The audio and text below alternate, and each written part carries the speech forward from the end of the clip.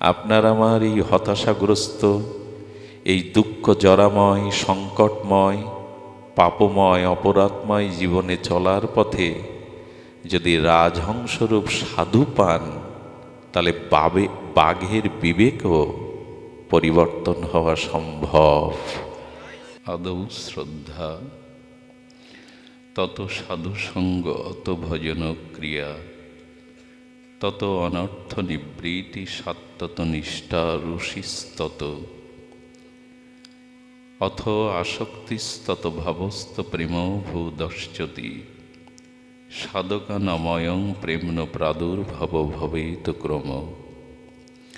কলিপাবন অবতার, পরম প্রেমময়, প্রেম পরতত্ত্ব সীমা,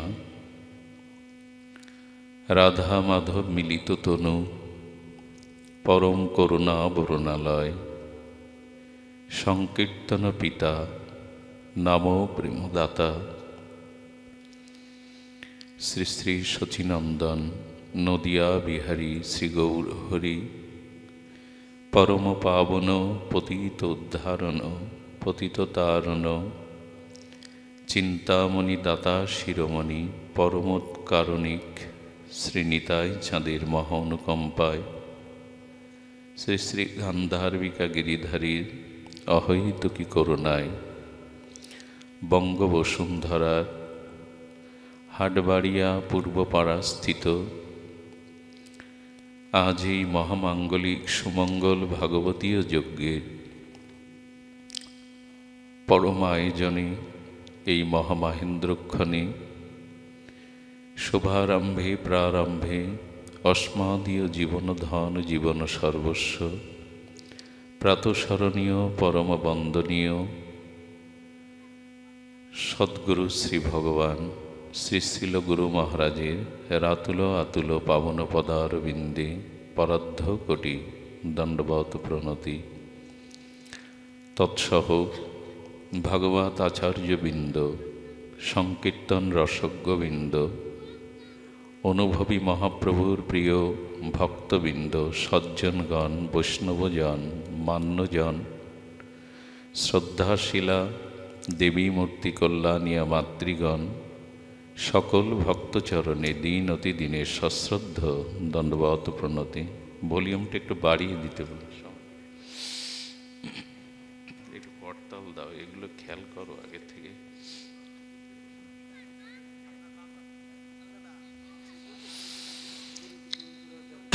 আসতে বস। জয় রাধে, জয় রাধে, জয় রাধে। সমস্যা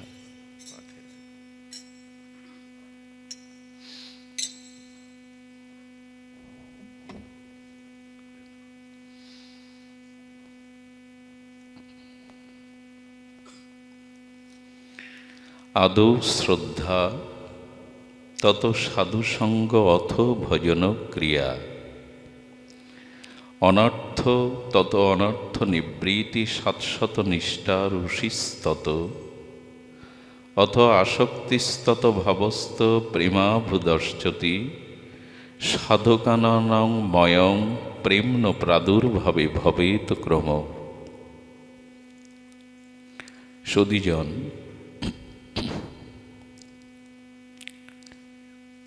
আমাদের প্রয়োজন যে তত্ত্ব, সেই প্রয়োজন হল প্রেম বা ভক্তি। এই পঞ্চম পুরুষার্থ প্রেম মহাধন, এবং প্রয়োজন তত্ত্বে শ্রীমান মহাপ্রভুর শিক্ষায় আমাদের যে লক্ষ্য, সেই লক্ষ্য হল প্রেম। এ জগতে যারা ভোগী, যারা এই জগতের প্রপঞ্চকে ভোগ করে সুখ পেতে চায়, তাদের ধন প্রয়োজন, সম্পদ প্রয়োজন। ধন ব্যতীত, সম্পদ ব্যতীত, ঐশ্বর্য ব্যতীত জাগতিক ভোগ হয় না। ঠিক তদুপরি এই প্রেমরাজ্যে, ভজন রাজ্যে প্রেম সম্পদরূপ পরম ধন না থাকলে রাধা মাধব বা ভজন আনন্দ উপলব্ধি করা যায় না, সামর্থ্য চাই তো। প্রেম ভক্তি হলো এই জগতের ঐশ্বর্য, সম্পদ। তো সেই প্রেম ভক্তি আমাদের প্রাপ্ত হতে গেলে কয়েকটি ক্রম, সোপান বা সিঁড়ি আমাদের অতিক্রম করতে হয়। প্রথম সিঁড়িটি হলো আদৌ শ্রদ্ধা। দেখুন, শ্রদ্ধা ব্যতীত কোনো কর্মে ভাব, ভক্তি, প্রেম যাই বলি, এটি দুষ্প্রাপ্য হয়ে যাবে, পাওয়া সম্ভব নয়। এজন্য সমস্ত নিখিল শাস্ত্রে প্রগতি বা ভজন পথের প্রতীক্ষে বারবার সতর্ক করা হয়েছে, শ্রদ্ধা চাই। একই সাথে ভগবান শঙ্কর আর একই সাথে জগৎমাতা সতী অগস্ত্য ঋষির আশ্রমে রাম গুণগাথা শ্রবণে গিয়েছিলেন, কিন্তু সতীর শ্রদ্ধা হয়নি। ভগবান শঙ্করের হরিকথাতে নিষ্ঠা, শ্রদ্ধা এসেছিল।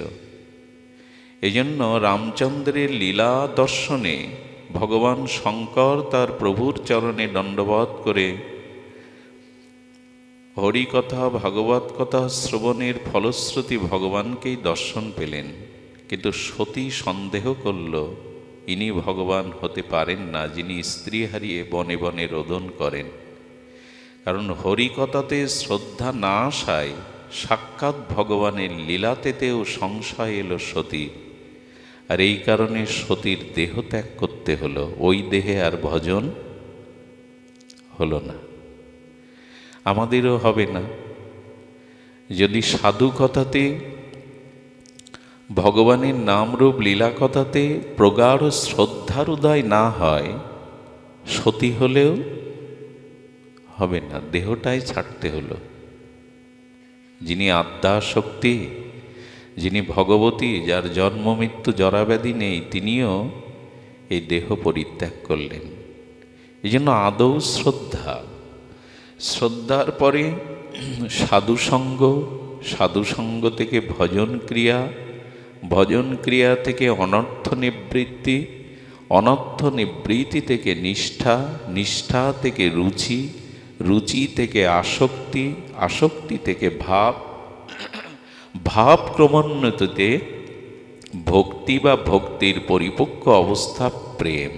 এ হলো সিঁড়ি, 9টি। এই সিঁড়িকে অতিক্রম করে প্রেম ভক্তি পাওয়া সম্ভব নয়।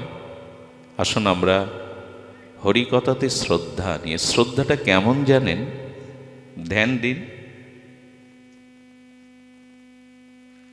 শ্রদ্ধাটা কেমন ধ্যান দিন। এক প্রখ্যাত সঙ্গীতজ্ঞ, যিনি ঐশ্বরিক শক্তিসম্পন্ন প্রখ্যাত সঙ্গীতজ্ঞ, তার সঙ্গীত সুধা, তার সঙ্গীত রসালাপ শ্রবণের উৎকণ্ঠায় স্বয়ং রাজা ব্যাকুল। রাজা যখন তাকে নিবেদন করলেন তার সঙ্গীত সুধা তার রাজ্যে তিনি আস্বাদন করতে চান স্বয়ং প্রজাসহ, তিনি একটি সত্ত্ব দিয়ে দিলেন। সাধারণ সঙ্গীতজ্ঞ নয়, রাজা হোক বাদশাহ হোক, তিনি সত্ত্ব জুড়েছিলেন, আমার সঙ্গীত সূচনা পর্বে যদি কেউ সঙ্গীত সুরালাপ আমি মুগ্ধ হয়ে মাথা হেলায়, মাথা দোলায়, সঙ্গে সঙ্গে তার মস্তক ছেদন করতে হবে। এই সত্ত্বে রাজি থাকলে আমি সুরালাপে রাজি আছি। যেহেতু সঙ্গীত শোনার উৎকণ্ঠা রাজার, রাজি হয়ে গেলেন, ঘোষণাও দিলেন। খোলা তলোয়ার নিয়ে রাজার সেনারা পাশে দাঁড়িয়ে কয়েক হাজার লোকের সামনে উনি সেই অপার্থিব সুরমূর্ছনা সুরালাপ শুরু করলেন। কিছুক্ষণ সঙ্গীত সুরালাপ করতে করতে আকাশ বাতাস যখন মোহিত হয়ে গেছে, 200 লোক হাজার হাজার লোকের মধ্যে মাথা হেলাতে শুরু করেছে। সঙ্গীত তাদের ভেতরে প্রবেশ করেছে। আচ্ছা, কাউকে যদি অতিরিক্ত মদিরা পান করানো হয়, মদ, সে টলবে তো? টলবে কি না? তো যখন মাথা হেলাতে শুরু করেছে, উনি রাগিনী সুরালাপ থামিয়ে বলছেন, যেটা বলা ছিল সেটা পালন করুন। ওই হাজার হাজার ব্যক্তির থেকে ওই 200-250 জনকে আলাদা করা হলো। আচ্ছা, ঘোষণাটা কি তারা জানতো না? এদিকে ধ্যান দিন, ঘোষণা তারা জানতো না কি? জানতো। সঙ্গীতজ্ঞ তখন তার সুরালাপ থামিয়ে বলছেন, যারা মৃত্যুকে সামনে দেখেও, খোলা তলোয়ার পেয়েও, যাদের এই সংকল্প সতর্কতা কাজে দেয়নি, যারা সুরমূর্ছনায় নিজেকে মোহিত করেছেন ভেতরে সুরালাপের দ্বারা, যাদের দেহাবেশ দুলতে শুরু করেছে, এরাই আমার সঙ্গীতের উপযুক্ত শ্রোতা। ওদের মাথা কাটতে হবে না, ওদেরকে রেখে আর সবকরকে চলে যেতে বলুন। হরিকথাতে যদি আপনি মন বসাতে না পারেন, হরিকথা যদি আপনার ভেতরে গিয়ে আপনার চিত্ত বিবেককে, আপনার প্রেমানন্দকে উথলিত না করতে পারে। আচ্ছা, পূর্ণিমার চাঁদের আকর্ষণে নদ নদী সমুদ্রের জল তরঙ্গায়িত উচ্ছ্বসিত হয় কেন? কই অষ্টমীতে তো হয় না? হয় কি? পূর্ণ পূর্ণিমার চন্দ্রের কিরণে নদ নদী সমুদ্রের জল উচ্ছ্বসিত হয়ে ওঠে, স্ফীতি হয়।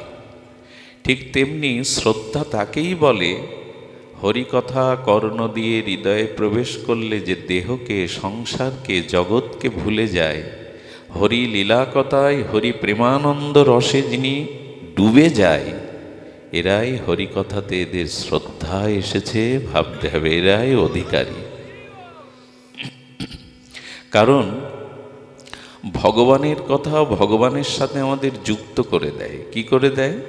তার নাম রূপ লীলার সাথে আমাদের যুক্ত করে দেয়। যুক্ত তো হতেই হবে। দেখুন, ব্যষ্টি যদি সমষ্টির সাথে যুক্ত থাকে, ধ্যান দিন, ব্যষ্টি যদি সমষ্টির সাথে যুক্ত থাকে, তখন সমষ্টির শক্তি ব্যষ্টির মধ্যে প্রতিফলিত হয়। প্রতিফলিত হয়। আবার বলি, ব্যষ্টি যদি সমষ্টির সাথে যুক্ত থাকে, তখন সমষ্টির ক্রিয়া বা শক্তি সঞ্চারিত হয় ব্যষ্টিতে। কেমন জানেন? আত্মার সাথে আমার এই দেহটা এখন যুক্ত আছে, বিযুক্ত হলেই তো মৃত্যু। দেহ থেকে আত্মা বিযুক্ত হলেই মৃত্যু। এখন যুক্ত আছে, তার মানে সেই সমষ্টি ঈশ্বর পরম সত্তার সাথে ব্যষ্টিরূপ আমার এই হস্তপদ দেহটা যুক্ত আছে। এ থাকাতে কি হয় জানেন? আচ্ছা, এখন আপনাদের চুলগুলো বাড়ে, নখগুলো বাড়ে, বাড়ে কি না? আচ্ছা, যদি সমষ্টি আত্মা থেকে আমার দেহ আলাদা হয়ে যায়, বৃদ্ধি পাবে? মরা ব্যক্তির চুল নখ বাড়ে? মরা শিশু কিশোর হয়, যুবক হয়। তার মানে ওই সমষ্টি সত্তার সাথে যুক্ত আছি বিধায় আমি বৃদ্ধি পাচ্ছি।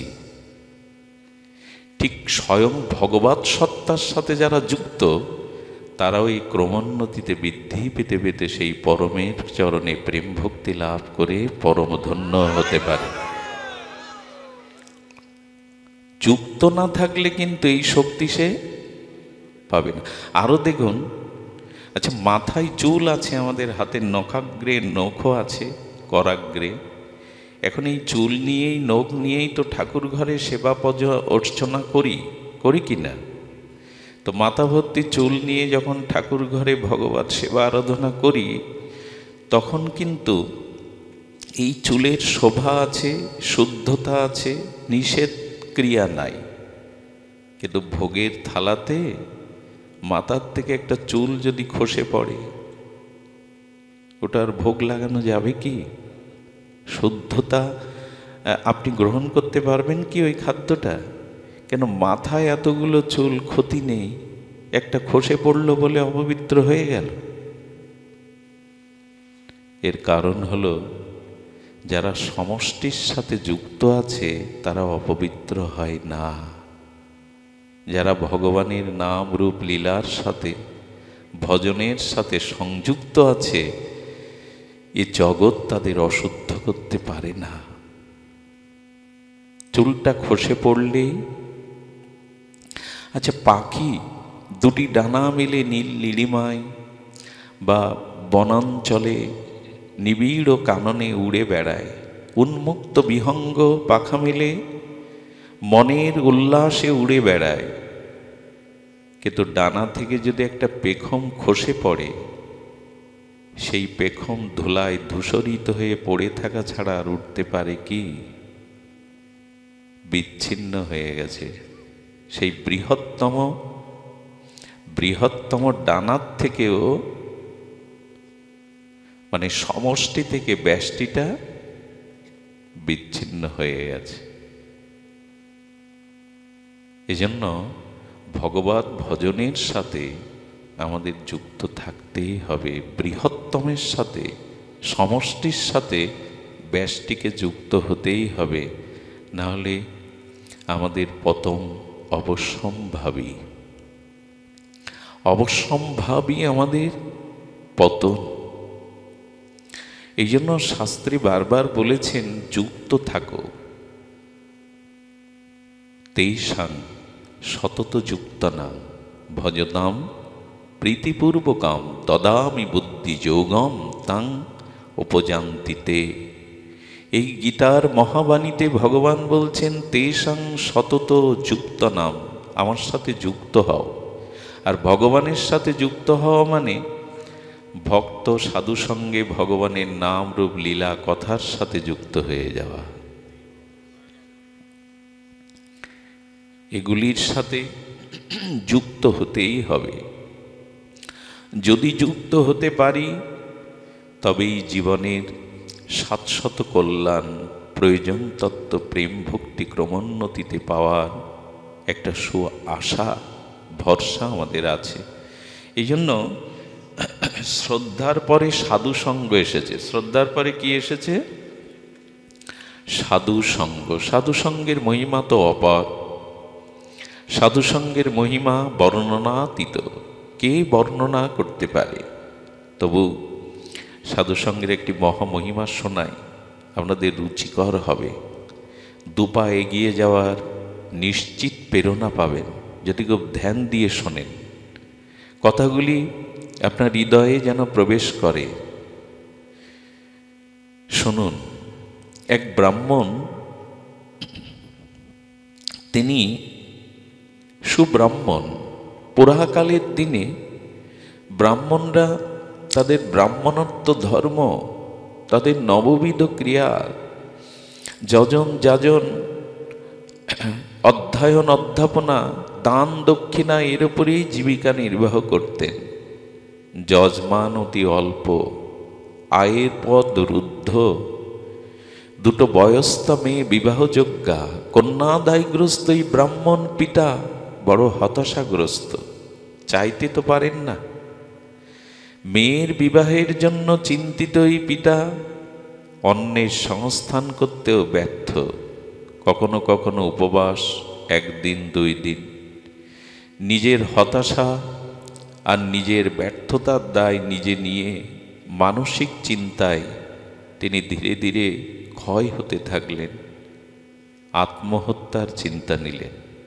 পিতা যদি কন্যাকে পাত্রদান না করার সামর্থ্য না রাখে, সন্তানের মুখে যদি দুবেলা দুমুঠি অন্ন দেওয়ার তার সক্ষমতা না থাকে, মানসিক বিকারগ্রস্ত ব্রাহ্মণ সিদ্ধান্ত নিলেন আত্মহননে। কিন্তু ব্রাহ্মণ তো পূর্বের কিছু সুকৃতি আছে, তো ভাবলেন এ জীবনে তো কারো কাজে এলাম না, না স্ত্রীর, না সংসারের, না কন্যাদেরও। তো আমি যাবার আগে অন্তত কারো কাজে আসি, আমার মৃত্যুটা যাতে অন্যের কাজে আসে, সব চিন্তা পরায়ণ তো। উনি সিদ্ধান্ত নিলেন জঙ্গলে হিংস্র বাঘের সামনে পড়ব, অন্তত বাঘ আমার এই দেহটা পেয়ে তার ক্ষুধা নিবৃত্তি করতে পারবে, এইটুকু তো কাজে আসতে পারবো। অন্তত একজনের ক্ষুধা আমার শরীরটা দিয়ে নিবৃত্তি হোক, এই ভাবনায়।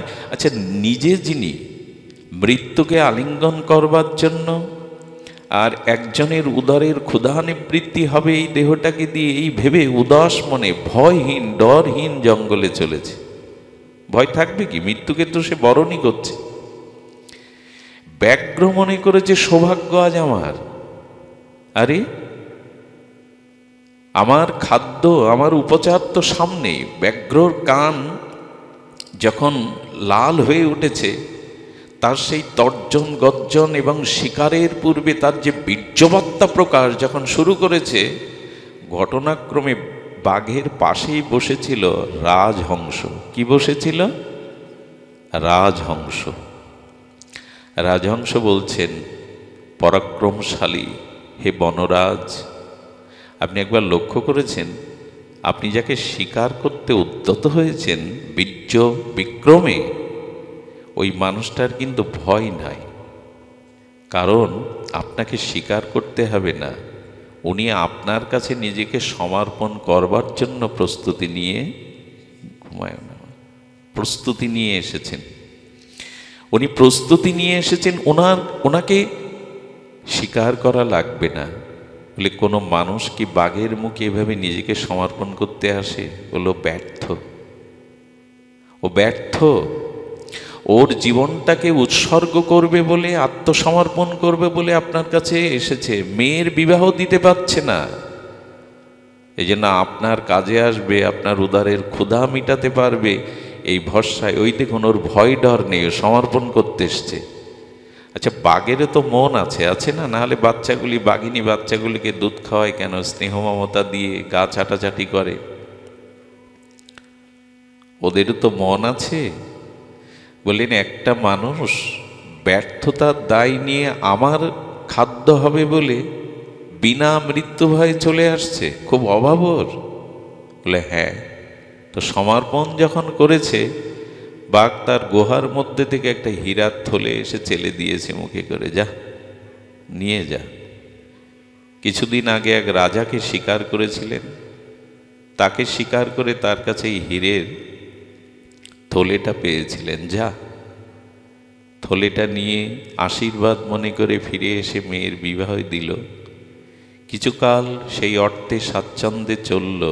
কিন্তু একটা কথা বলি, অলট যারা না, এদের ইহকালে পরকালে কোনো মঙ্গল হওয়া সম্ভব?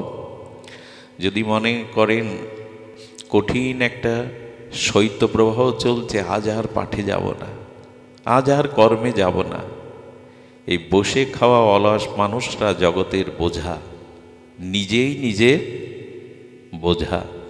কৃপণ বা অলস ব্যক্তি জগতে কোনো হিতকার কর্মে জয়ী হতে পারে না। এই জন্য এই অলস ব্রাহ্মণ খেতে খেতে সব শেষ করে ফেলেছে। গিন্নি বলল, কিছুই তো আর নাই। বলল, আমার এক যজমান আছে, ওই রাজহংস, ওই তো বুদ্ধি দিয়ে আমাকে পাইয়ে দিল, মৃত্যুর বদলে আশীর্বাদের জীবন দিল। আমার যজমান আছে, ও তো আমার যজমান, ওর কাছে আবার গেলে কোনো উপায় পাবো।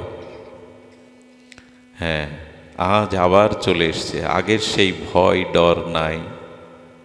কারণ বাঘ তো আমাকে চিনেছে, করুণা করেছে, আর আমার যজমান আছে। কিন্তু আজ কি এসে দেখলো জানেন? আজ বাঘ দূর থেকে মনে করেছে নিশ্চয় আবার তার অভাব, আবার সে কোনো উপায় খুঁজতে আমার কাছে শরণাপন্ন হচ্ছে। সে শান্ত ছিল, কিন্তু সেদিন যজমানরূপী রাজহংস ছিল না, ওখানে ছিল বক। একই রকম দেখতে তো। বক তখন বলছেন, পশুরাজ, কোথায় আপনার পরাক্রম? আরে কোথায় আপনার বীর্যবত্তা? একটা মানুষ আপনার কাছে আসছে, আপনি শিকারের জন্য প্রস্তুত নন, আপনার পরাক্রম কি চলে গেল? বীর্যবত্তা চলে গেল? আরে জগতের মানুষ আপনাকে ধিক্কার দেবে। একজন মানুষকে পেয়ে আপনার ভিতরে পরাক্রম জেগে উঠছে না। আরে ধিক আপনাকে, ধিক, মাথাটা বিগড়ে দিল। আরে ও অলস, ও বারবার সুযোগ নিতে আসছে, আপনি আপনার পরাক্রমের পরিচয় দিন। যেই বলেছে সঙ্গে সঙ্গে তাকে আক্রমণ করে খেয়ে শেষ করলো। কি বুঝলাম? বুঝবার খুব মার্মিক একটা কথা লুকিয়ে আছে এর মধ্যে। আপনি বেঁচে যাবেন, কিন্তু অসৎসঙ্গরূপ বক যদি আপনার জীবনে এসে পড়ে, তখন আপনার জীবন সেই একই বাঘ, একই ব্যক্তি, দুই পরিণতির কারণ হলো সঙ্গ। আপনার জীবনে যদি সাধু বা সৎ পাশে থাকে না, যে কোনো অবস্থার মধ্যে আপনি জীবন খুঁজে পাবেন, প্রেরণা পাবেন। ভগবানের স্নিগ্ধ করুণা আশিস এই সাধু সঙ্গে আপনি পাবেন। পাপময় স্খলিতময় জীবনেও নব অনুরাগ আসবে, উষার আলো জাগবে। নিখিল শাস্ত্র এই জন্য সাধু সঙ্গের মহামহিমা কীর্তন করেছেন। আর জীবনে অসৎসঙ্গরূপী যদি বক থাকে, তাহলে নিশ্চিত আপনার পতন, স্খলন অবধারিত। এই জন্য আমাদের জীবনে রাজহংসরূপ পরমহংস কোনো সাধু থাকুক, পথহারা হবেন না, শেষ হয়ে যাবেন না, এইটুকু নিশ্চিত বলতে পারি। দেখুন, একবার রামচন্দ্রের দর্শনের জন্য রামচন্দ্রের দর্শনের জন্য হনুমান বানররা যাচ্ছে। সর্বশ্রেষ্ঠ যে রাম ভক্ত হনুমান সবার পিছনে।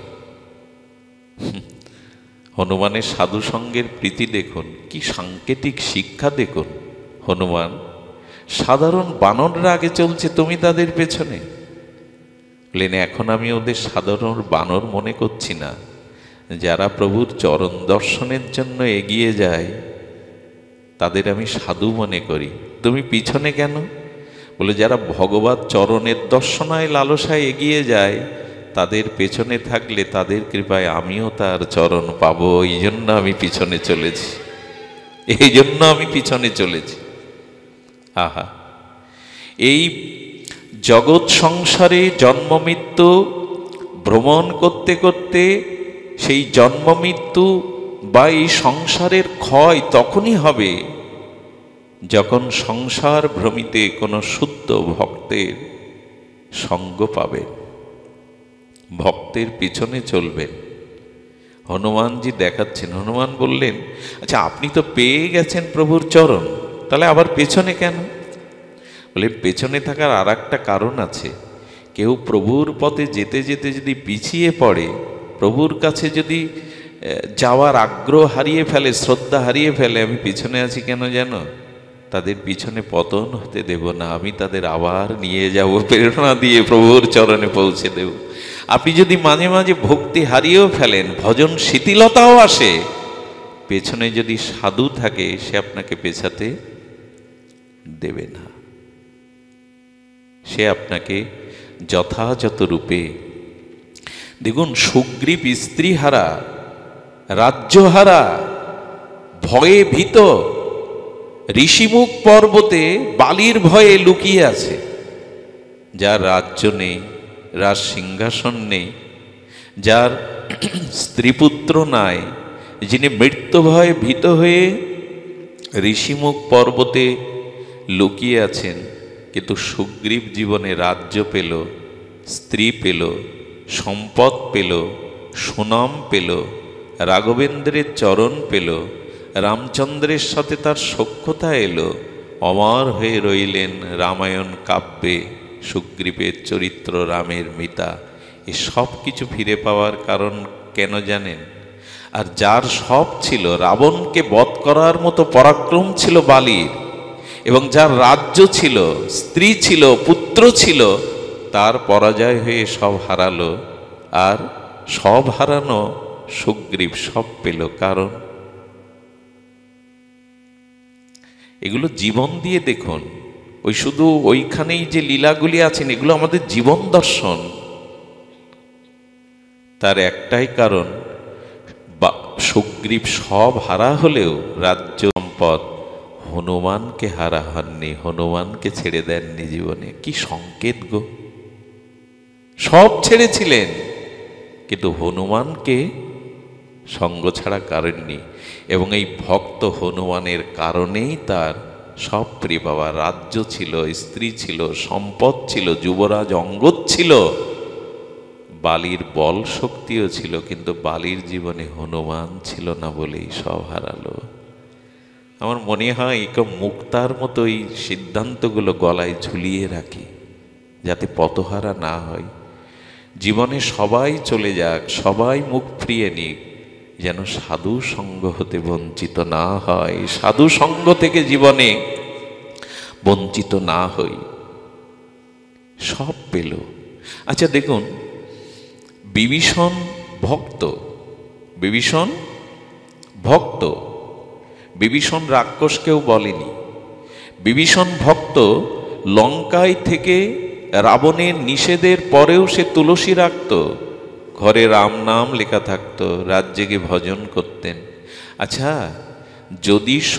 যদি বিভীষণ ভজন করেন, রামচন্দ্রের চরণপাদ পদ্ম অনুভব করে থাকেন, তো সীতাকে সেই লঙ্কায় বন্দি অবস্থায় বিভীষণ কোনো চেষ্টা করেনি কেন? একদিক দিয়ে আমি প্রভু তোমায় ভক্তি করি, একদিক দিয়ে তোমার ভক্তিকেই আটকে রেখেছে আমি তার। বোঝা যায় কি কথা? খুব সাংকেতিক কথা, কথাগুলো জীবনে খুব মূল্যায়ন করা দরকার। ভক্তিকে বন্দি করে রাখা হয়েছে, অথচ আমি ভজন করছি। এই জন্য বিভীষণকে রামচরিতমানসে তুলসীদাস গোস্বামী বলেছেন ভ্রমের প্রতীক। কিসের প্রতীক? ভ্রম। ভ্রম মানে কিছু মনে করবেন না, আমি বাইরে ভক্তবেশ নিয়েছি, বাইরে ভক্তবেশ নিয়েছি, ভজন করি, অথচ ভেতরে ভক্তিকে রক্ষার কোনো সংকল্প আমার নাই। তার মানে আমি ভ্রমের মধ্যেই আছি, ভেতরে ভক্তি রক্ষার চেষ্টা নেই, অথচ বাইরে আমি ভক্ত। এরা ভ্রমের মধ্যে আছে। এত যদি তোমার ভক্তি, কেন লঙ্কা ছাড়ছ না? কেন লঙ্কা ছাড়ছ না? সীতা উদ্ধারের কি চেষ্টা করেছো তুমি? কখন ছাড়লো জানেন? হনুমানের কৃপা যাবে হলো। হনুমান ব্রাহ্মণ বেশে সুগ্রীবকে রাম কথা শুনিয়েছিলেন, আর এর পরপরই বিভীষণের ভাগ্যে রাবণের লাথি জুটল। আমিও বলি, আমরা ভজন পথে এসেছি, সাধন পথে এসেছি, কিন্তু আমাদের ভ্রমদূর। লঙ্কা আমরা ছাড়তে, ভোগের জায়গা আমরা ছাড়তে পাচ্ছি না। কবে পারবো জানেন? যিনি হনুমান মহারাজের মতো কোনো শুদ্ধ ভক্তের মুখে হরিকথা শোনার ভাগ্য পাব, তখনই সংসার ক্ষয় হবে। ক্ষয় হবে এই জন্য মায়ার লাথি তখন আমাকে ব্যথা দেবে। আর কতকাল মায়ার লাথি খাবো? খাচ্ছি তো।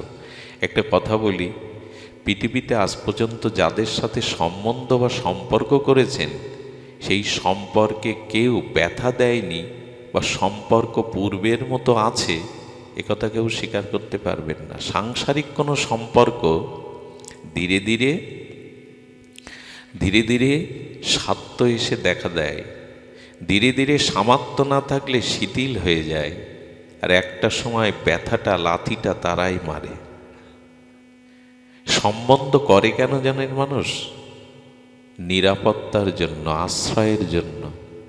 একমাত্র সাধুগুরু বৈষ্ণব আর ভগবানের আশ্রয় ছাড়া সব আশ্রয়গুলো একসময় স্বার্থে শিথিল হয়ে আসে, সেই সম্বন্ধ টিকিয়ে রাখা যায় না। এই জন্য মানুষ যেতে যেতে একটা আক্ষেপ নিয়ে যায়, যাদের আপন ভেবেছিলাম তারা আমার আপন। আপনটাকে চিনবে কি করে? আপন চিনতে গেলে তো মহতের কৃপা দরকার। মহতের করুণা ছাড়া ভগবানের উপলব্ধি হয় না। এই জন্য বিভীষণ রাবণের পদাঘাতে সেই রাত্রেই লঙ্কা ত্যাগ করলেন। আমার মনে হয় মাঝে মাঝে মায়ার লাথি খাওয়া, কলঙ্ক, অপমান, কষ্ট পাওয়া, যাদের সাথে সম্বন্ধে আটকে আছি, যার সাথে নিত্য শাশ্বত সম্বন্ধ,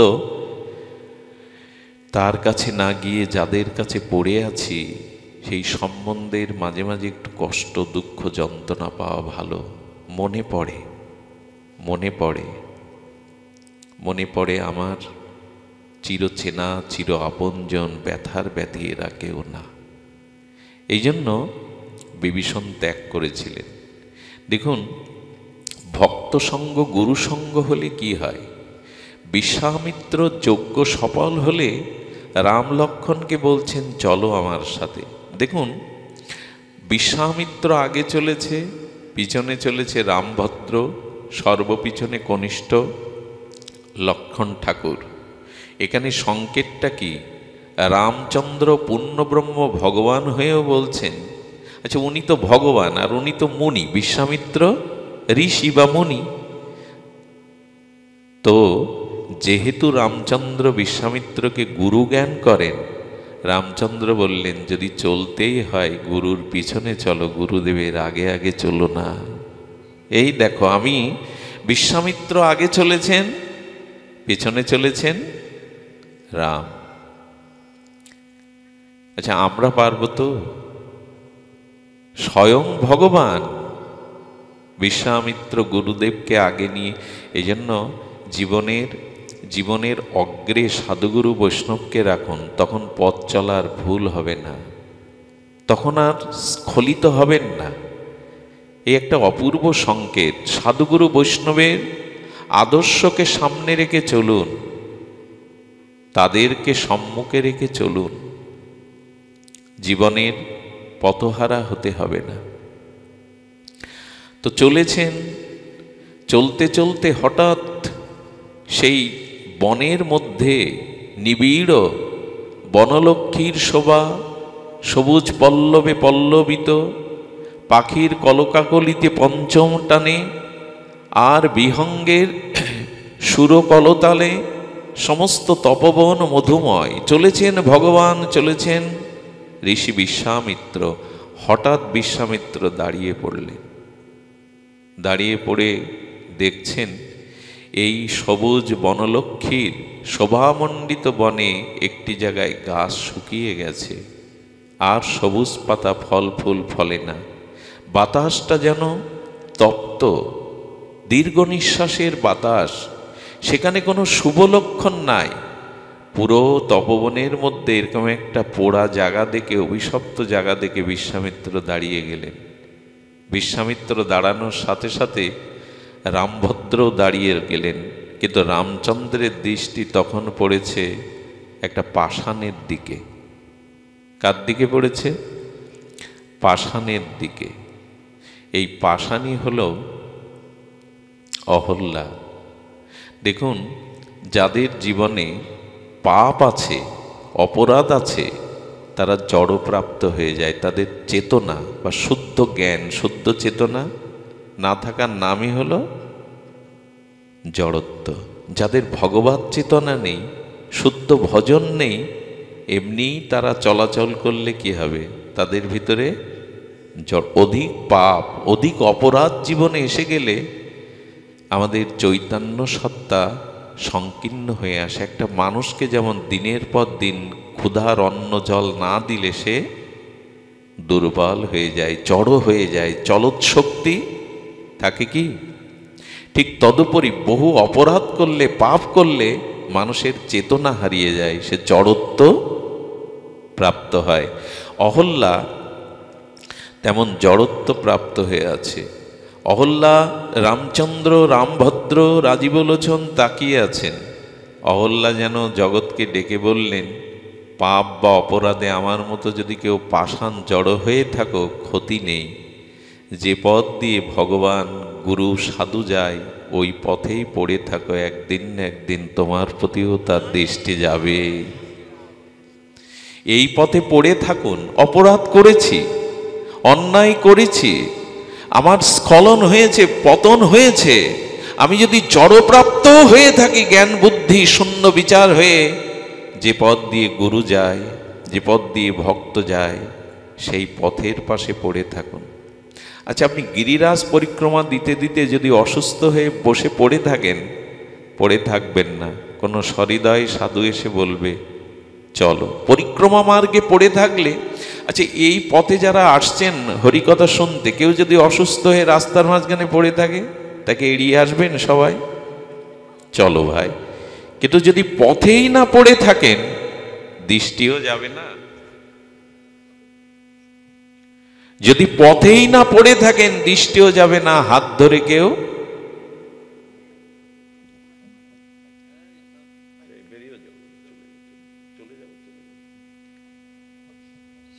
হ্যাঁ বলছেন পড়ে থাকো। আমরা আছি তো, এই কয়েকটা মুখ দেখছি, আমার তো মনে হচ্ছে নেমে এসে ওদের চরণ বন্দনা করবার জন্য। 2-3টে দিন এরা কোথায় না কোথায় ছুটে যাচ্ছে, কোনো কিছু তো চাওয়া পাওয়া নেই, পথে পড়েই আছে।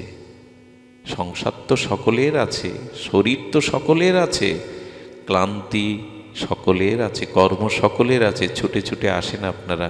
আমি বলি কি, এই পথেই পড়ে থাকুন, কারো না কারো দৃষ্টি একদিন যাবে, সে হাত ধরে আপনাকে নেবে, ফেলে দেবে না। পথে পড়ে থাকুন। এই জন্য এই পথে, এই সাধু পরিক্রমা মার্গে জীবন চলার পথে এই পথে পড়ে থাকুন। লক্ষ্যে আপনি পৌঁছাতে না পারেন, আপনাকে পৌঁছে কেউ নেবে, হার কেউ ধরবে। আহা, এই পথ থেকে যেন দূরে সরে না যায়।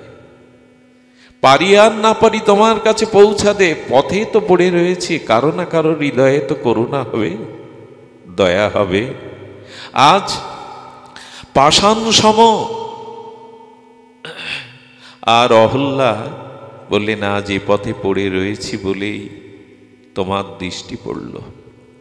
রামচন্দ্রের চোখ ছলছল হয়ে গেছে। দেখুন, ভগবান এই সংসারে কাউকে পতন হতে দেখতে, আপনি চান আপনার সন্তান পতন হোক, কষ্ট পাক? কেউ চায় না। একদিন মা যশোদা কিছু মাটির প্রদীপ নিয়েছে, আর যশোমতীর মতো ভাগ্যবতী কিছু ব্রজবাসী মায়েরা তারাও প্রদীপ নিয়েছেন। কেন নিয়েছেন জানেন? তারা যমুনাতে গোপালের জন্য আরতি দর্শন করাতে যাবে। গোপাল মার আঁচল ধরে যশোদাকে বলছেন, মা আমি যাব। বলে, দেখ তুই চঞ্চল, ওখানে আমরা যমুনা মাইকে আরতি দিতে যাচ্ছি, পূজা করতে যাচ্ছি। বলে, আমিও যাও। বলে, তুই তো চোর, সব জায়গায় চুরি করিস, চোর আবার পূজা করে নাকি? কৃষ্ণ তখন এসে এসে বললেন, মা চোরেরাও মাঝে মাঝে পূজা করে, ডাকাতরাও মাঝে মাঝে কালী পূজা করে, নিয়ে চলো। হ্যাঁ, অবাধ্য গোপাল যা বলে তাই, মার আঁচল ধরে গেলেন। প্রদীপ জ্বালানো হলো, যমুনার নীল জলের স্রোতে প্রদীপগুলো ভাসিয়ে দিয়ে চোখ বন্ধ করে যশোমতী মা, ভাগ্যবতী ব্রজগোপীরা প্রার্থনা করছে, আমাদের গোপাল যেন আনন্দ থাকে, গোপাল যেন চিরসুখী হয়। গোবিন্দ দেখছেন সবার চোখ বন্ধ করে প্রার্থনা। গোবিন্দ চোখ খুলে কি করলেন জানেন? আহা, যমুনার জলে নেমে গেলেন। ভেসে যাওয়া প্রদীপগুলো স্রোতে যারা ভেসে যাচ্ছিল, গোপাল ডাকছে, আয় আমার সামনে কেউ ভেসে যাক, এটা আমি দেখতে পাই না, আমার ভালো লাগে না, আমার সামনে কেউ ভেসে চলে যাক, আমার চোখের আয় আমার কাছে আয়। কিছু প্রদীপ গোবিন্দের আহ্বানে গোবিন্দের দিকে বিপরীতে ভেসে এলো। গোবিন্দ তাদের তুলে নিয়ে আর সেই নিবাপিত প্রদীপগুলো তার পীত বসনে বেঁধে নিলেন। নিয়ে চোখ খোলার আগে কিছু বসনে প্রদীপগুলো তুলে কিছু ভেসে গেল, কিছু তার কাছে এলো। তুলে নিয়ে যখন মা চোখ খুলেছে, চল গোপাল, আরতি হয়ে গেছে, প্রার্থনা হয়ে গেছে, চল। আসতে গিয়ে পীতবরণে সেই মাটির প্রদীপগুলো ঝনঝন করে বাজছে। কি রে গোপাল, তোর আঁচলে কি বাজে? আঁচলটা দে। গোপাল একটু হাস্যোজ্জ্বল বদনে বলছে, মা কারো পড়লা সবসময় খুলতে নেই। যশোদা তখন বললেন, চোরের পুডলি খোলা যায়, এসেছিস তো খালি হাতে, এখানে এর মধ্যে কি বেঁধে নিয়ে যাচ্ছিস দেখি। খুলে দেখে ভাসানো কিছু প্রদীপ। ও, এখানেও প্রদীপ চুরি করেছিস? না মা। গোবিন্দ গভীর হয়ে গেলেন। গোবিন্দের চোখের কোণে ছলছল করে উঠল প্রেমাশ্রু। জানো মা, আমার সামনে যদি কেউ ভেসে যায়, আমরাও ভেসে যাচ্ছি জানেন। সংসারটা তো সাগর, জন্ম মৃত্যু দুঃখ ব্যতীত কত জন্মেই ভাসছি সংসারে। সুখ দুঃখের আনন্দের বেদনার তরঙ্গে, জন্ম মৃত্যু জরাব্যাধির তরঙ্গে আমরাও কতকাল কতকাল এই সংসার সমুদ্রে ভাসছি। গোবিন্দ বললেন, আমার সামনে কেউ ভেসে যাক, আমি তা চাই না। আচ্ছা গোপাল, তাহলে তুই কাউকে ভেসে যেতে দিতে চাস না? না মা, তো সব প্রদীপগুলোকে কেন নিলি না? কিছু কেন নিলি? কি মার্মিক কথা। গোবিন্দ তখন বললেন, আমি গুরুরূপে সাধুরূপে এই সংসার কালস্রোতে ভেসে যাওয়া কাউকে ডাকি, এসো আমার কাছে এসো, আর ভাসতে হবে না তোমায়, এসো আমার কাছে এসো। যারা সাধুগুরু বৈষ্ণব আমার ডাকে চলে আসে আমি তাদের আঁচলে নিই, কিন্তু যারা আমার ডাকে আমার কাছে আসে না তারা তো ভেসেই যায়। এই জন্য সবগুলোকে আমি নিতে পারিনি, সব আমার কাছে আসে না। এই দেখুন, তার ডাক আসে, এই হরিকথা হরিনামই তার বংশীধ্বনি। তিনি ডেকে চলেছেন, আয় আমার কাছে আয়। সবাই ডাক শুনতে পায় না, আর পায় না বলেই তারা আসে না, আর আসে না বলেই এই জন্ম মৃত্যু স্রোতে আমাদের ভাসতে হবে আরো কতকাল কত কল্প। সংসার তারিতে কোনো ভাগ্যে কেহ তরে, নদীর প্রবাহে জৈসে কাষ্ট লাগে তীরে। কোনো পোড়া কাঠ না, জোয়ার ভাটাতে কতকাল ভাসছে, কোনো গতি হচ্ছে না, আমাদের মতো আমার মতো দশা। কিন্তু ওই পোড়া কাঠটা তরঙ্গের আঘাতে আঘাতে যখন কূলে এসে বিঁধে যায় না, কাঠকোড়ানি কেউ তুলে নেয়, তুলে নিয়ে ওটা শুকিয়ে তার কাজে লাগিয়ে দেয়, পুড়িয়ে দেয় সেবায়। তেমনি সংসারে ভাসতে ভাসতে যদি কোনো দিন সাধুগুরুর চরণে আশ্রয় নিতে পারি, সেই দিনই আমার একটা গতি হবে, সেই দিন একটা গতি হবে। এই জন্য এই পথে পড়ে থাকুন। আজ হচ্ছে না বলে, আজ শুদ্ধ মন প্রেম ভক্তি ভজনে নিষ্ঠা আসছে না বলে পড়ে থাকুন। কেউ না কেউ হাত ধরে নেবে, কারো না কারো কৃপা আপনার প্রতি হবে। পড়ে থাকুন। ধরবি যদি তারে, থাকবে প্রতীক্ষায়। মনে আছে সেই কথা, পুরনো বহুবার বলেছি, তবু কোটিবার বললেও পুরানো মনে হবে না। এই পড়ে থাকতে হবে।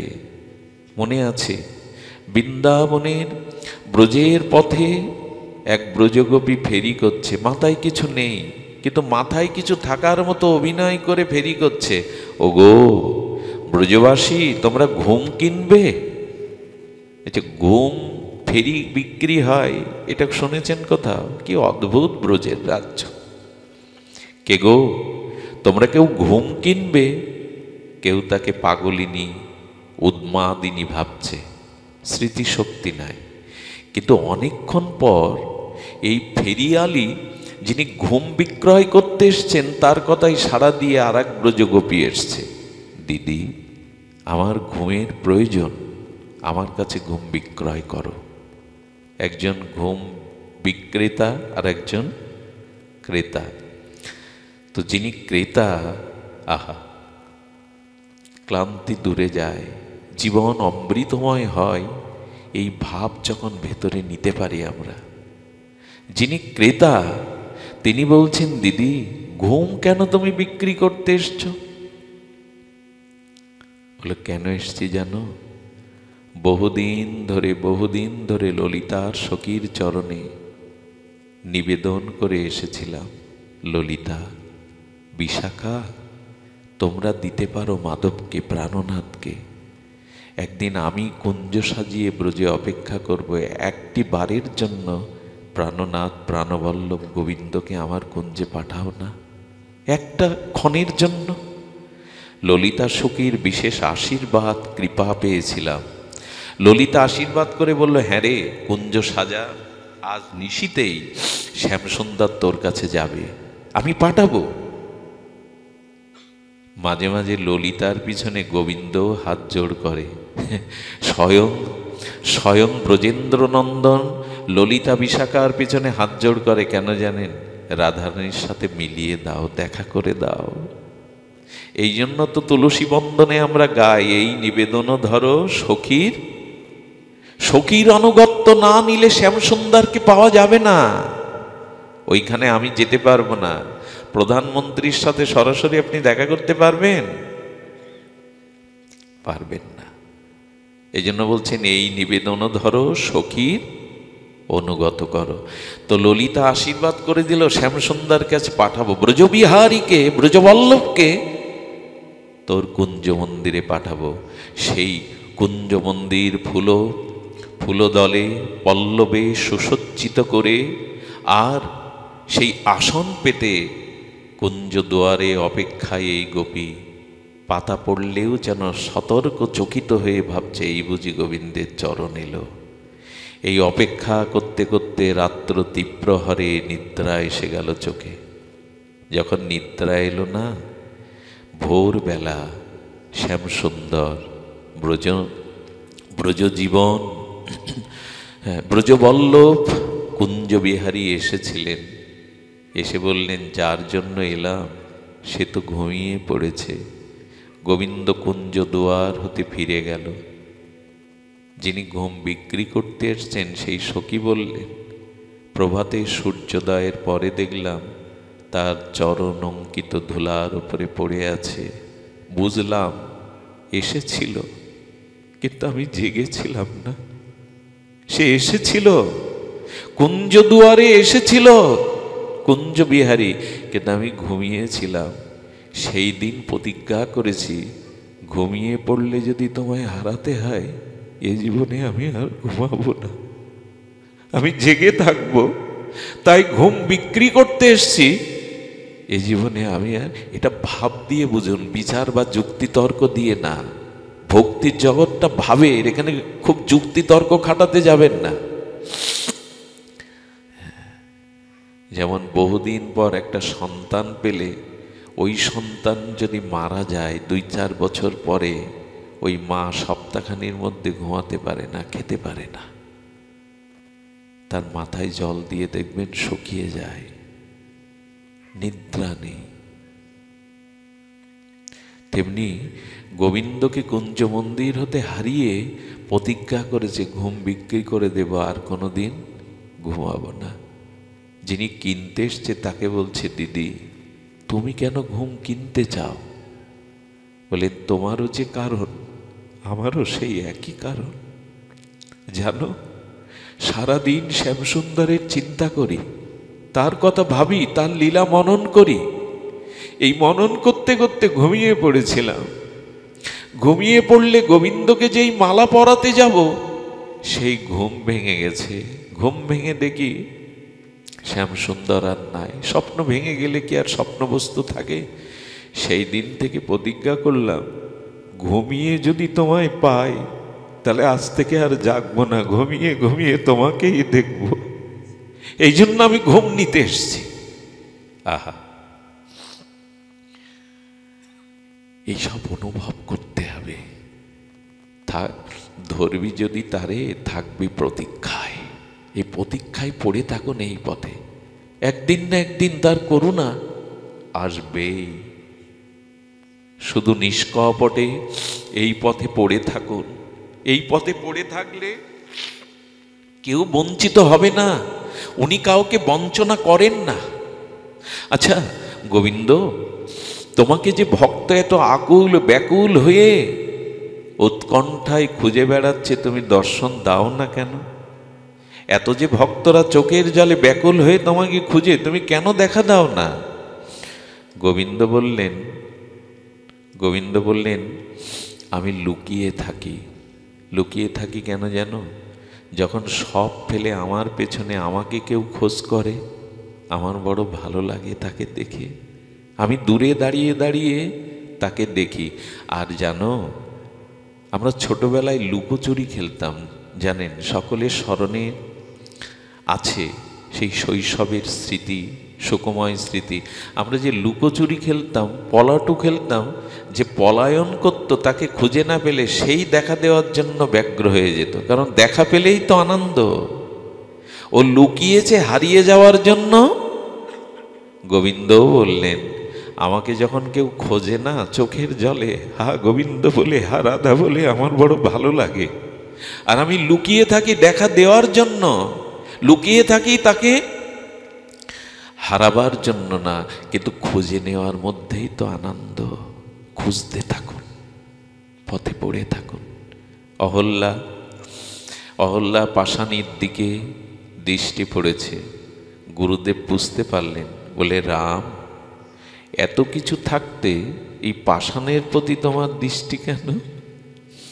এই জন্য তো রঘুপতি রাঘব রাজা রাম পতিত পাবন সীতারাম। প্রভু, তুমি তো পতিত পাবন, পতিতকে তো তুমি এড়িয়ে যেতে পারো না।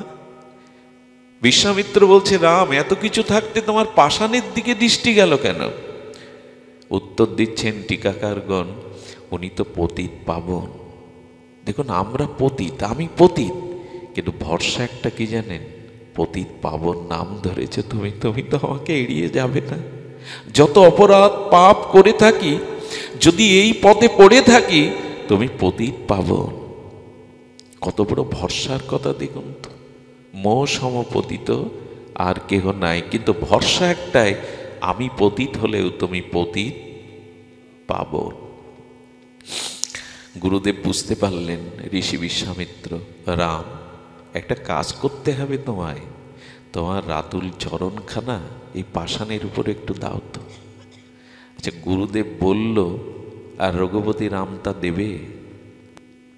বলেন, প্রভু, এর অধিকারী আপনি, এর অধিকারী আপনি, আপনি উপস্থিত, আপনিই চরণ রাখুন। আচ্ছা, বিশ্বামিত্র রামচন্দ্রের গুরু, আচার্য, তো তিনি রামচন্দ্রকে বলছেন কেন নিজে না দিয়ে? খুব ধ্যান দিয়ে শুনুন কথাটি, জীবনে কাজে আসবে, খুব কাজে আসবে। বিশ্বামিত্র, এই ঋষি বিশ্বামিত্র, মুনি বিশ্বামিত্র তখন বলছেন, রাম, এ কাজ তোমার। কারণ কেন জানো? কারণ এই জন্য যে স্বপ্নেতেও তুমি কোনো রমণীকে পরস্ত্রী জ্ঞানে দেখনি। তোমার চরিত্র নির্মল, তোমার চরিত্র বিমল, স্বপ্নেও তুমি কোনো রমণীকে মাতৃজ্ঞানে ছাড়া দেখনি। তো যে চরিত্রে নির্মল আর যার চরিত্র স্খলন হয়েছে, সেই স্খলিত চরিত্রকে পাবন করতে পারে যার চরিত্র নির্মল, শুদ্ধ।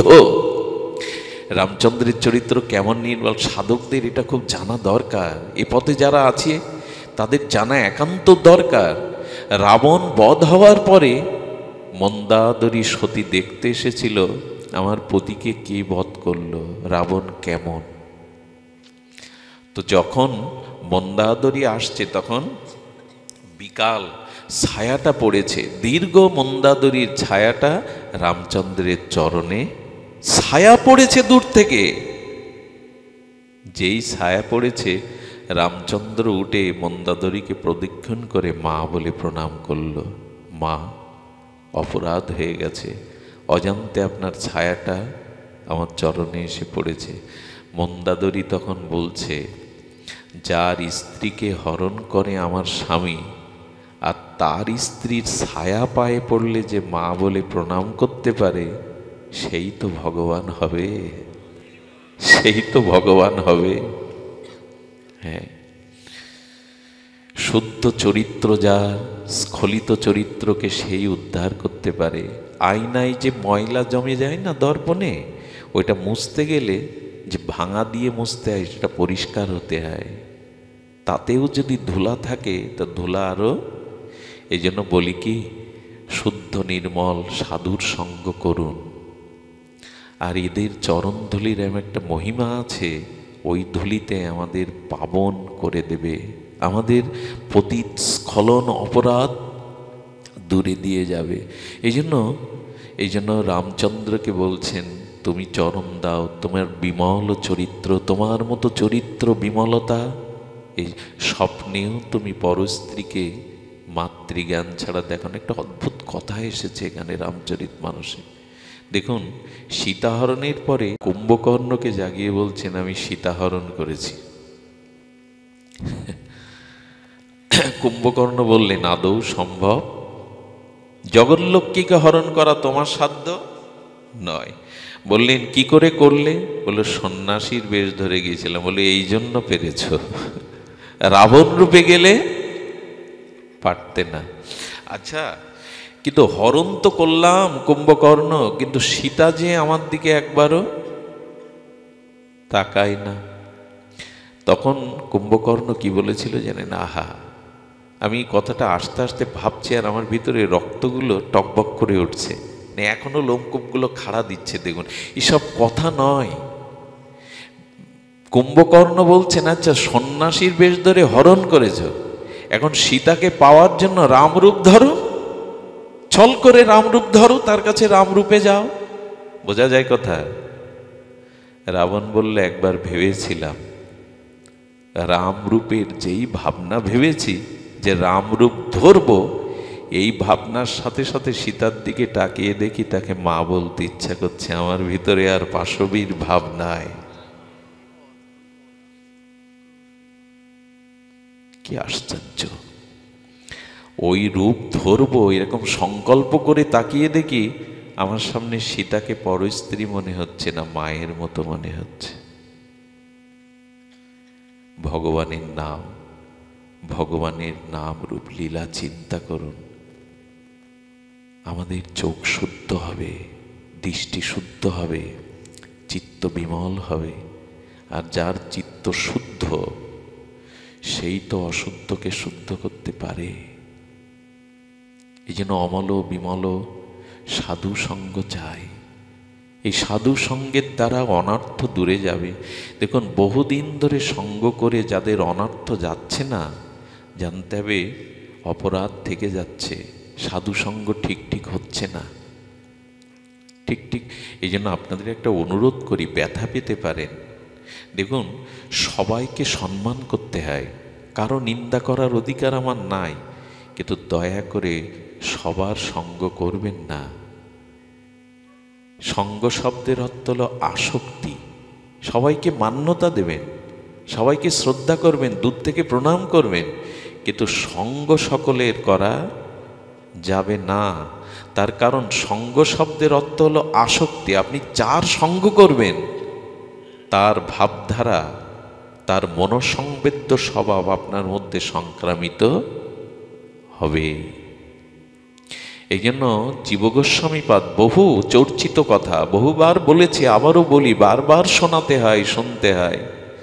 স্বজাতীয়, স্নিগ্ধ, ভজনানন্দী, নির্মল চরিত্র, এই চারটি গুণাবলী যে সাধুর মধ্যে একটু কম বেশি আছে তার সঙ্গ করবেন। স্বজাতীয় মানে আমি যাই উপাসনা করি আর যার সঙ্গ করছি, যার মুখে হরিকথা শুনছি, তিনিও ওই একই উপাসক, তখনই জমবে। গরুর দলে যদি, গাভী মায়ের দলে যদি আর একটা গাভী প্রবেশ করে, দেখবেন ওরা গা শোকাশুকি করে, চাটাচাটি করে, কিন্তু অন্য প্রাণী গেলে,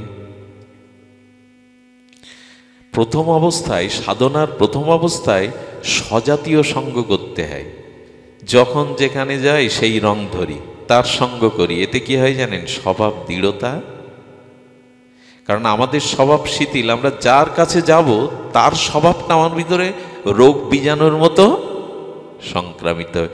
আগে উনি বললেন ঠিকই, ইনি যা বলছেন না, ইনিও তো বড় সাধু, ইনারটাও ঠিক, কটা ঠিক, মন বিচলিত হয়ে যাবে।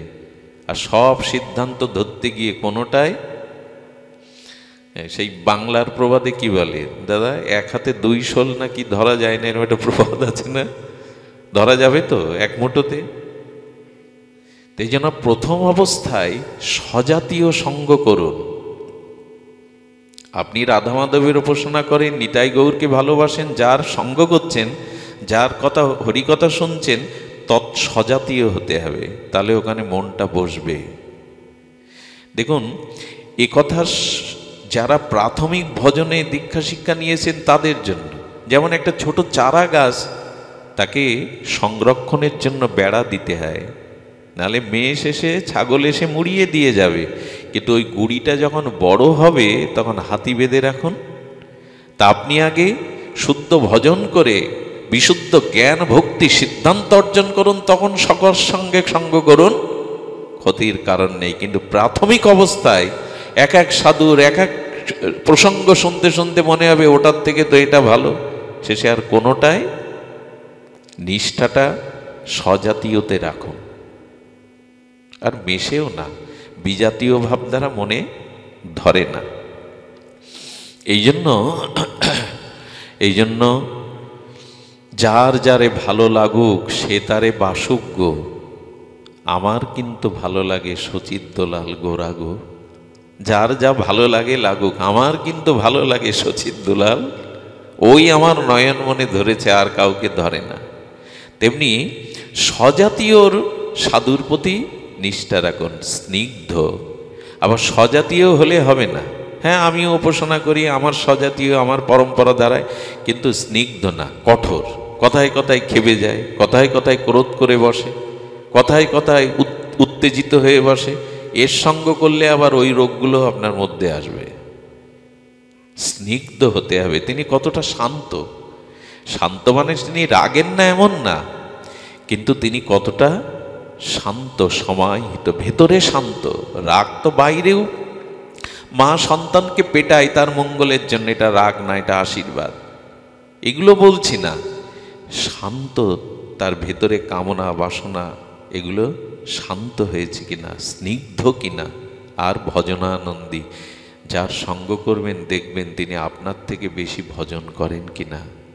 আপনার সমান পরিমাণ ভজন করলেও পিছিয়ে যাওয়ার ভয় নেই, কিন্তু এগোতে পারবেন না এক পাও।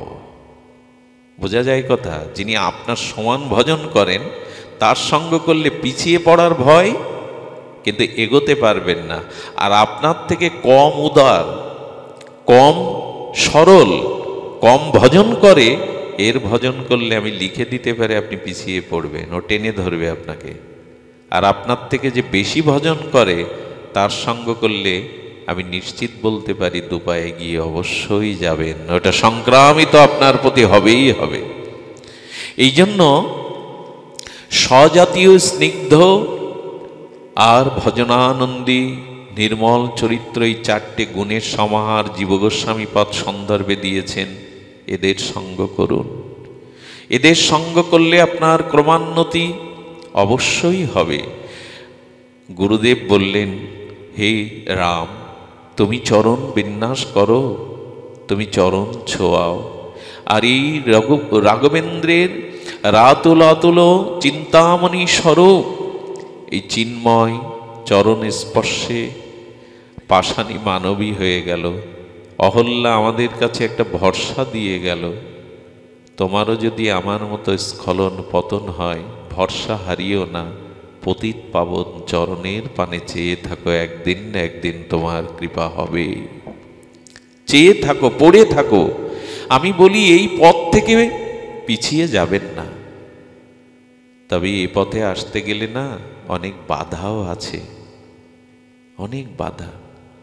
আমি জানি এখানে অনেক মায়েরা আছে, বাড়িতে গেলে তাদের জবাবদিহি করতে হবে।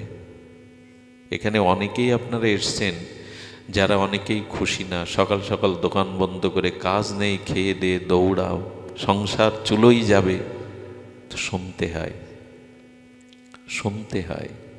তবে বিখ্যাত প্রখ্যাত উপমহাদেশের মান্নাদের একটা গান আমার খুব ভালো লাগে, জানি না এটা বলা এখানে উচিত নয়, তবু ভালো লাগে। যখন কেউ আমাকে পাগল বলে, তার প্রতিবাদ। হ্যাঁ, রাধারানীকে বলছেন কলঙ্কিনী, রাধারানী হাসছে, আনন্দ পাচ্ছে। রাধারানী বলছেন, কলঙ্ক আমার ভালো কেন লাগে রাধা? কলঙ্ক তো কারো ভালো লাগার কথা নয়। ভালো লাগে এই জন্য কৃষ্ণের সাথে যুক্ত করেই কলঙ্কটা দিচ্ছে বলে। কৃষ্ণে কলঙ্কে কলঙ্কিনী, আমার একা একা কলঙ্কিনী বললে খারাপ লাগার বিষয় ছিল, কিন্তু কৃষ্ণে কলঙ্কিনী যখন বলে না, কলঙ্ক আমার ভালো লাগে, তার জন্যই তো কলঙ্ক। এ পথে এসে যদি গালি, কলঙ্ক, অপমান নিতে হয়, ওটাও পুরস্কার মনে করে নেবেন। তোমার জন্যই তো কলঙ্ক নিয়েছি, তোমার জন্যই তো কলঙ্কের মালা। রাধারানী বললেন, শ্যাম কলঙ্কে কলঙ্কিনী বললে আমার বড় ভালো লাগে। বলুক না, কত কথা মায়েদের শুনতে হয়। শোনো মা, তার পথে তাকে ভালোবেসে কলঙ্ক নাও। এই কলঙ্ক নিলে কি হবে জানেন? শোভা হবে। চাঁদে যদি একটু কালো দাগ না থাকতো না, চাঁদ এত শোভা। খালি সাদা কাগজটা মূল্যায়ন হতো না, ওর মধ্যে কালির আঁচড় যদি না পড়তো। মাঝে মাঝে একটু মেঘ না করলে আকাশটাও ভালো লাগতো না। গোবিন্দের জন্য ভগবত পথে চলতে একটু কলঙ্ক, অপমান সয়ে নিন। এটাও আপনার জীবনে শোভা পাবে, শোভা পাবে। এই জন্য অনেক কলঙ্ক নিতে হয়, অনেক কষ্ট স্বীকার করতে হয়, তবু এ পথে পড়ে থাকতেই হবে। ধরবি যদি তারে, থাকবি প্রতীক্ষায়। এই প্রতীক্ষার প্রহর যেন আমাদের শেষ না হয়, এই প্রতীক্ষায় আমাদের থাকতেই হবে। মনে আছে রাসের মুরলীর ধ্বনিতে সেই যমুনা পুলিনে শারদ পূর্ণিমায় শ্যামসুন্দরের অধরামৃতে সেই বাঁশি বেজেছিল। হ্যাঁ, বাঁশি বাজার সাথে সাথে কোনো গোপী যারা ঘর থেকে বেরিয়ে আসার জন্য প্রস্তুতি নিয়েছিল, কারো কারো স্বামী চুলির মুঠি ধরে তাদের ঘরে রুদ্ধ করে রেখেছিল, কিন্তু বলেছিল, শোনো, এ দেহের প্রতি অধিকার তোমার আছে, আমার প্রাণের প্রতি তোমার কোনো অধিকার নেই। আমি আমার প্রাণারামের কাছে ছুটে চললাম। কি অনুভূতি থাকলে দেহটা সঙ্গে সঙ্গে ছেড়ে দিল, দেহটা সঙ্গে সঙ্গে ছেড়ে দিল, প্রাণ চলে গেল শ্রী গোবিন্দের চরণে। অনুরাগ থাকতে হবে। সংসার যতই বাধা হয়ে দাঁড়াক, যতই কলঙ্ক প্রতিবন্ধকতা আসুক, যেন যেতে ভুল না হয়, তোমার কাছে যেতে যেন ভুল না হয়। এই যাওয়াটা আমাদের একান্ত প্রয়োজন, এই পথ যেন রুদ্ধ না হয়।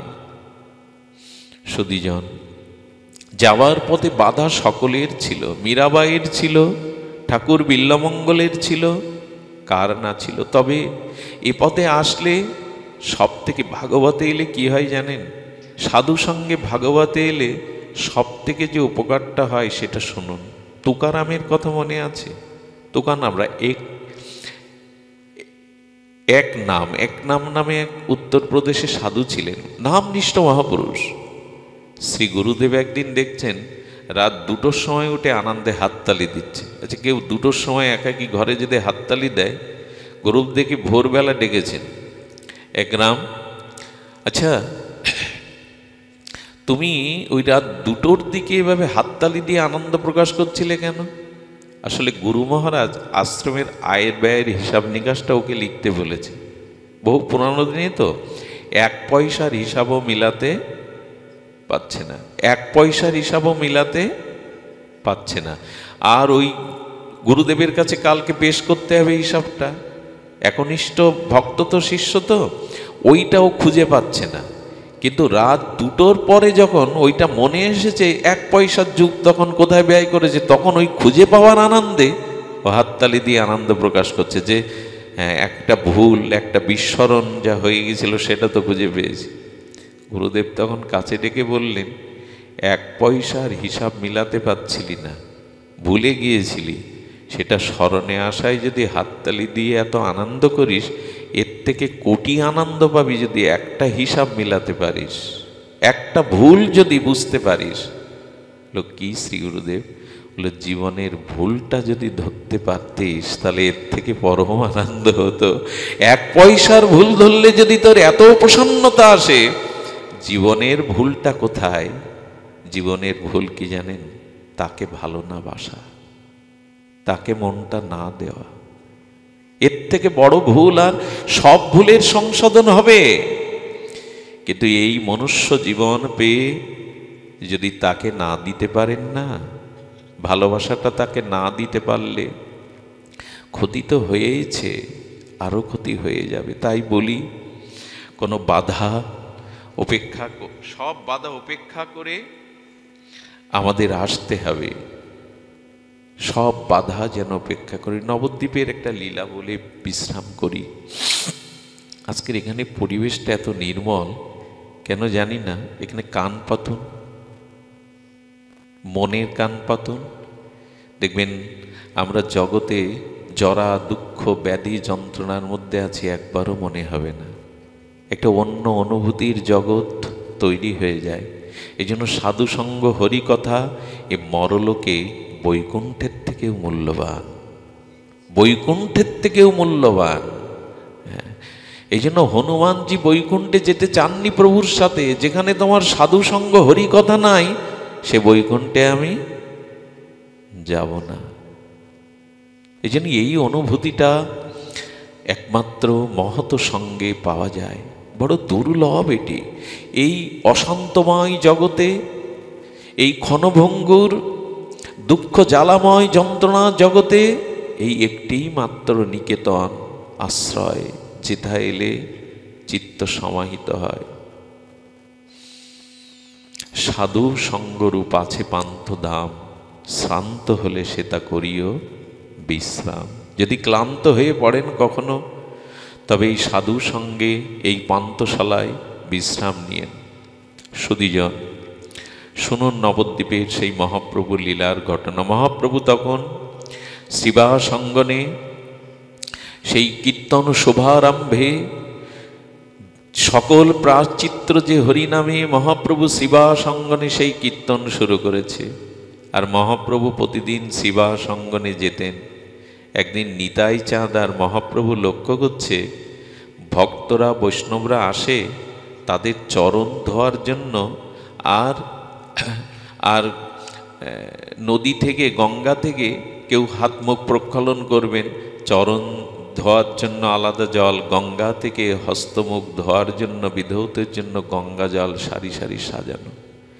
কয়েকদিন এটা দেখার পরে একদিন নিতাই চাঁদ শিবাসকে বলছে, শিবাস, তুমি মালিনী দেবী, তোমার পুত্র আর তোমার ভাইরা কীর্তনেই তো মেতে থাকো, এই সাধুদের সেবার জন্য, বৈষ্ণবদের চরণ প্রক্ষালনের জন্য, হস্তমুখের জলের জন্য এই জলের ঘড়াগুলো ভরে কে আনে? ভগবানের দৃষ্টি এড়ায় না। শিবাস তখন বলছে, প্রভু, এক অভাগিনী আছে আমার গৃহে। অভাগিনী কেউ নেই সংসারে, তার বড় দুঃখী। এই জন্য ওনার নামও দুঃখী, ওর নামও দুঃখী, কেউ নেই। প্রভু, ও এসে হাত জোড়কে অনুরোধ করে। শিবাস ঠাকুরকে বলে, পণ্ডিত, একটু কৃপা করো না, একটু যদি সাধু সেবায় কাজে লাগতে পারি, অন্তত ঝাড়ু দিয়ে জলগুলো যদি এনে দিতে পারি। তাই প্রতিদিন জলের ঘড়াগুলো ভরে রাখে। নিতাই চাঁদ বললেন, ও মহাপ্রভুর সেবার জন্য, বৈষ্ণব সেবার জন্য কষ্ট করে প্রতিদিন জল তুলে রাখে, তার নাম দুঃখী। তোমার বাড়ির কাজের কই সেই, তাকে ডাকো তো। দুঃখী কাঁপতে কাঁপতে চোখের জলে নিতাই চাঁদ ডেকেছে। না জানি কি অপরাধ আমার। দুঃখী করজোরে কম্পিত হস্তে দাঁড়িয়ে বলছেন, শ্রীপাদ। দুঃখী, কে তোমার নাম রেখেছে দুঃখী? আজ থেকে আমি তোমার নাম দেব গো। যারা বৈষ্ণব সেবা করে, সাধু সেবা নিজের অঙ্গক্ষয় করে, তারা দুঃখী হতে যাবে কেন? যারা সাধু সঙ্গ বিরত হয়ে শুধু দেহ সংসার সুখ ভোগে কাল কাটায়, তারা মায়ার জন্য দুঃখ পাবে। যারা গৌর গোবিন্দের সেবা করে, যারা বৈষ্ণব সেবা করে, তারা কেউ দুঃখী নয়। আজ থেকে আমি তোমার নাম রাখলাম সুখী। নিতাই চাঁদের চরণে পড়ে গেল দুঃখী। নিতাই চাঁদের চরণে পড়লে অভয় হস্তে আশীর্বাদ দিলেন, তোমার কৃষ্ণ ভক্তি হোক। এই আচ্ছা, দুঃখীর তপস্যা ছিল, দুঃখীর সাধনা ছিল, শাস্ত্র জ্ঞান ছিল, শুধুমাত্র সাধু বৈষ্ণবের সেবার কারণে নিতাই চাঁদ তাকে সুখী করে দিলেন। আমাদেরও তো দুঃখ কম না, আসুন না একটু ভগবত সেবা, সাধুগুরু বৈষ্ণব সেবার জন্য জীবনে একটু একটু সেবা ভাবনা নিয়ে এগোই। আর বাধা তো আছে, তবু বলবো বাধা পেরিয়ে যাওয়া যাবে। শুনুন সেই কথা, মনে আছে সেই অন্ধ মাধবের কথা? অন্ধ মাধব নয়, অন্ধের পুত্র মাধব, শিশু। অন্ধ মাধবের পিতা অন্ধ মাধবকে বলছে, মাধব রে, এ জীবনে তো যার চোখ নাই, জগৎ অন্ধকার, কিন্তু কারণটা তো আছে। মহাপ্রভুকে দেখতে পায় আর না পাই রে মাধব, হাত ধরে একটু নিয়ে যাবি, তার মধুর সংকীর্তন অন্তত একটু কানে নিতাম, এ জীবনে তো কিছু হবে না রে। বাবা বাবা আমি নিয়ে যাব। মাধব কয়েকদিন অন্ধ পিতার হাত ধরে নিয়ে যায়। সংকীর্তন শুনতে শুনতে একদিন ঝড় বৃষ্টি এলো। এই যে বললাম বাধা আছে, এই ঝড় বৃষ্টিতে মাধবের শরীরে, শিশু তো, জ্বর এসে গেল। সেই জ্বরে কাতর হয়েছে মাধব, আর উঠতে পারে না। এখন মাধবের মা জেনেছেন কীর্তনে যেতে গিয়েই মাধবের এই দশা। আর তখন মহাপ্রভুর কীর্তনে বড় অন্তরায় নবদ্বীপের পণ্ডিত সমাজ। আমরা কি ধর্ম জানি না? আমরা কি বেদ উপনিষদ পড়িনি? আমরা কি শাস্ত্র জ্ঞান নাই আমাদের? নেচে গিয়ে কখনো ভক্তি হয়?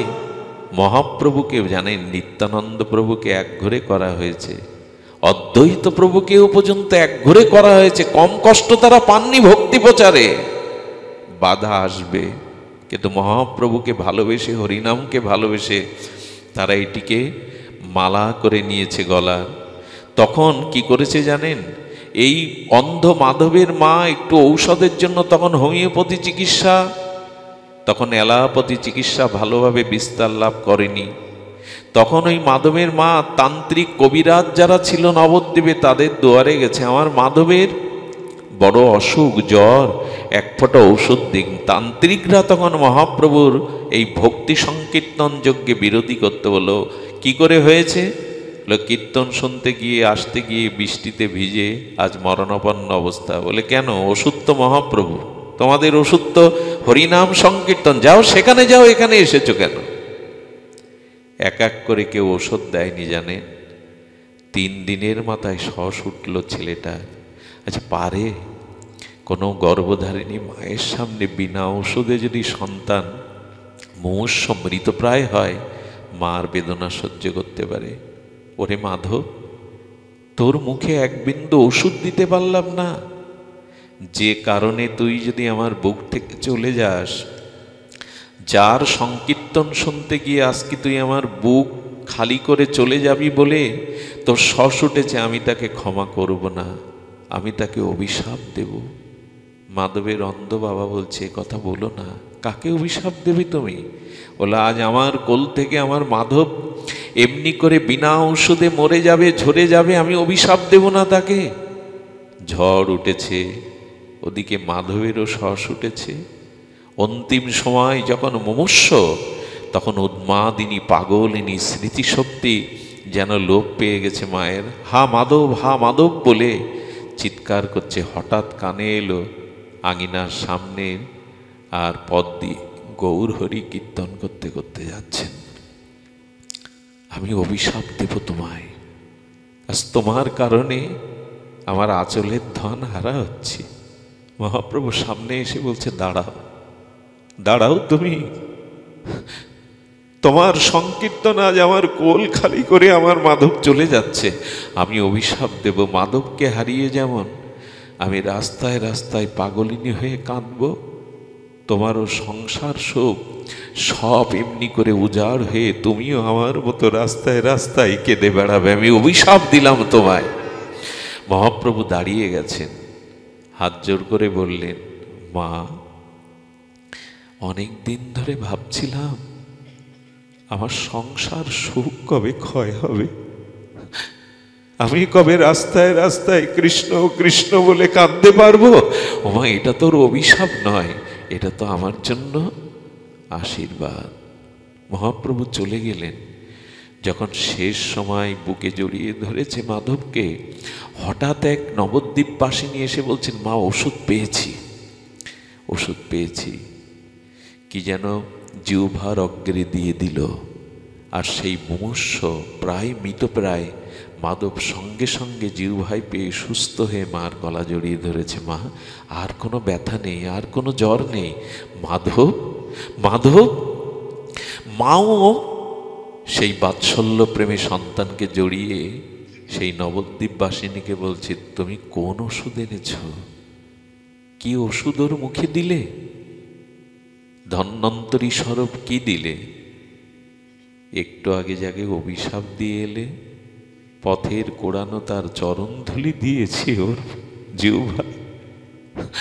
যাকে অভিশাপ দিয়ে এলে মা, তার চরণ ধুলি ওর জিহ্বায় দিয়েছি। মহাপ্রভুর চরণের ধুলি মহা ঔষধি মা।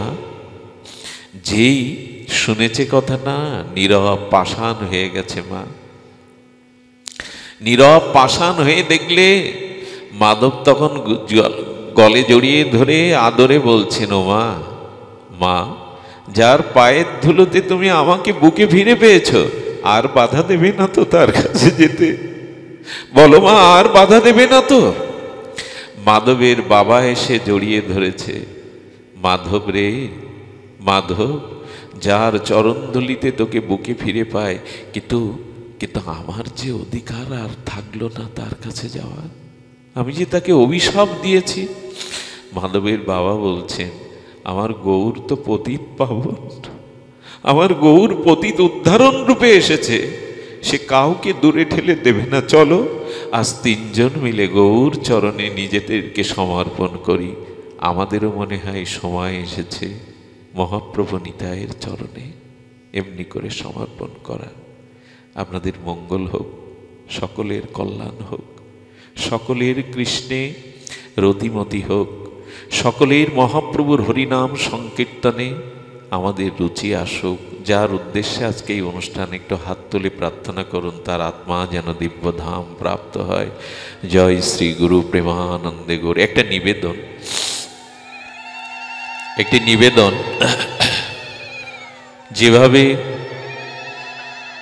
যেভাবে আপনাদের আশীর্বাদে ছুটে চলেছি, জানি না কতদিন এই শরীরটা আর সাই দেবে মহাপ্রভুর কৃপায়, গুরুদেবের কৃপায়।